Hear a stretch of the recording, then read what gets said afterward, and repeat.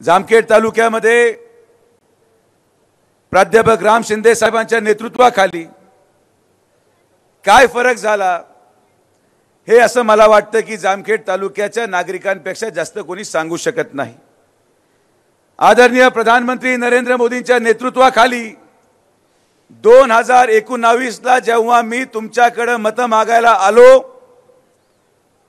आपण माझ्यावर विश्वास ठेवला।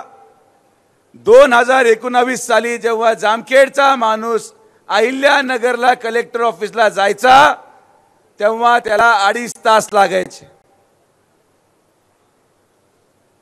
बरोबर आहे आबा?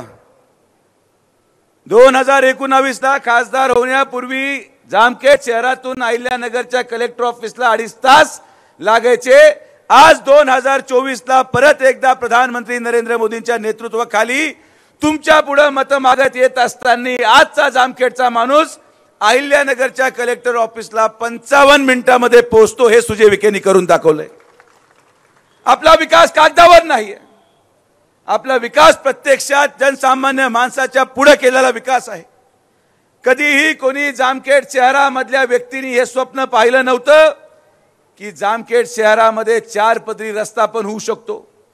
वर्षानुवर्ष जामखेड शहरामध्ये जात असताना फक्त दुकानं, सगळ्या गाड्या रस्त्यावर आणि फक्त जामखेड शहर क्रॉस करण्यासाठी आपल्याला 1.5 तास लागायचा।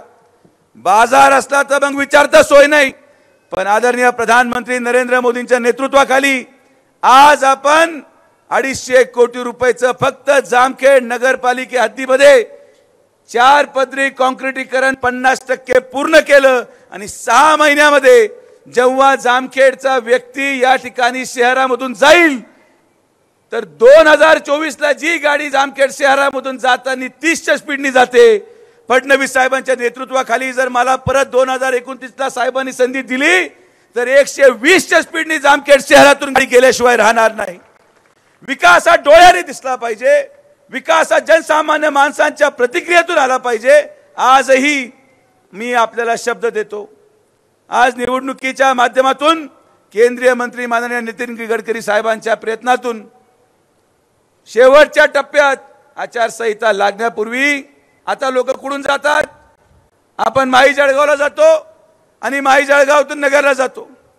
नगर करमाळा रस्त्यावर गाडी चालत असताना कोणीही सांगून दाखव की कोणाला वाटतं की आपण नगर जिल्ह्यात जातोय? कधी लोकांनी स्वप्नात तरी पाहिलं होतं असं रस्ता होईल? मी माननीय फडणवीस साहेबांना सांगू इच्छितो, फडणवीस साहेब 18 महिन्यामध्ये 2000 कोटीचे रस्ते आपण उभे करून दाखवले। ही आपल्या सरकारची कामगिरी या जिल्ह्याच्या जनतेसाठी आपण करून दाखवली। आज मतदारसंघाचे आमदार जेव्हा निधी आणतात, महाविकास आघाडीच्या कालावधीमध्ये 1 किलोमीटर रस्ता करायला 2 वर्ष लागले आणि त्याच कालावधीमध्ये आदरणीय प्रधानमंत्री नरेंद्र मोदींच्या नेतृत्वाखाली 2000 कोटी रुपयाचा 63 किलोमीटरचा रस्ता आपण 18 महिन्यामध्ये पूर्ण करून दिला। जामखेड शहराच्या विकासाच्या दृष्टिकोनातून अनेक गोष्टी आदरणीय राम शिंदे साहेबांच्या नेतृत्वाखाली आपण केल्या। पण मी आपल्याला आवर्जून विनंती करायला आलोय की यापुढे 2029 पर्यंत आपल्याला माई जळगावून जायची गरज नाही। जामखेड ते अहिल्यानगर शहर या रस्त्याला संपूर्ण काँक्रिटीकरण करण्यासाठी आदरणीय प्रधानमंत्री नरेंद्र मोदींच्या नेतृत्वाखाली 650 कोटी रुपये मंजूर झाले आणि आता पूर्ण रस्ता इथून आष्टीपर्यंत आणि आष्टीहून अहिल्यानगर पर्यंत काँक्रीट होणार आहे। आपण विकासावर राजकारण करायला आलेलो आहोत। राजकारण हे विकासावरच मतदान पडलं पाहिजे। कोण काय सांगतं, काय बोलतं याच्यावर जाऊ नका। मी आपल्याला विश्वास व्यक्त करतो की आपल्याला जर समोरच्या उमेदवाराची खरी माहिती पाहिजे असेल तर टीव्ही पाहू नका, YouTube पाहू नका। मी तुम्हाला विनंती करायला आलेलो आहे की समोरच्या उमेदवाराची खरी माहिती कुठून मिळेल? जिथून तो उमेदवार 5.5 वर्ष सत्ताधारी आमदार म्हणून ज्यांनी काम केलं। माझ्या समाधानासाठी माझं भाषण झाल्यानंतर, ही सभा संपल्यानंतर एकदा फोन आपल्या मित्रांना, नातेवाईकांना पारनेर तालुक्यामध्ये लावायला विसरू नका।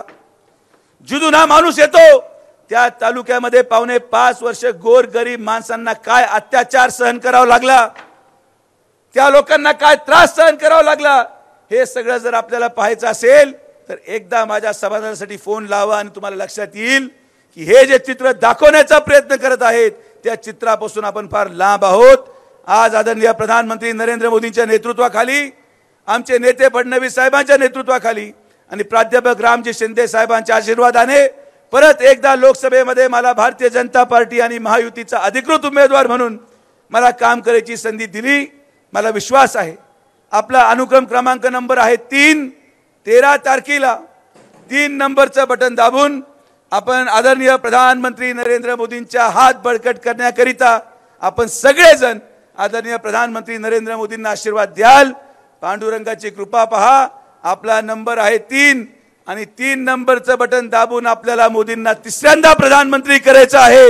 हे काम आज आदरणीय राम शिंदे साहेबांच्या नेतृत्वाखाली करायचंय। फडणवीस साहेब, माझं नशीब चांगलं आहे, आपल्याला 2 नंबर मिळाला नाही। या अहिल्यानगरमध्ये 2 नंबर वाल्यांनाच 2 नंबर मिळाला। हे पांडुरंगाची तुम्हाला साक्ष आहे की जपून आणि योग्य निर्णय घ्या। एक चुकीचं बटन आणि आपले 25 वर्ष पुढची पिढी आपल्याला माफ करू शकणार नाही। आम्ही विकास करतो आणि फडणवीस साहेबांच्या नेतृत्वाखाली उर्वरित सर्व प्रश्न या ठिकाणी सोडवले जातील। आणि म्हणून शेवट एकच सांगतो की आदरणीय प्रधानमंत्री नरेंद्र मोदींच्या नेतृत्वाखाली जे कामं झाले, प्रभू श्रीरामाचं मंदिराचं निर्माण झालं आणि आपल्या सगळ्यांना माहित असेल जो रामाचा नाही तो कोणाच्या कामाचा नाही। एवढंच या ठिकाणी बोलतो आणि थांबतो। जय हिंद, जय महाराष्ट्र, जय श्रीराम। एबीपी माझा, उघडा डोळे बघा नीट।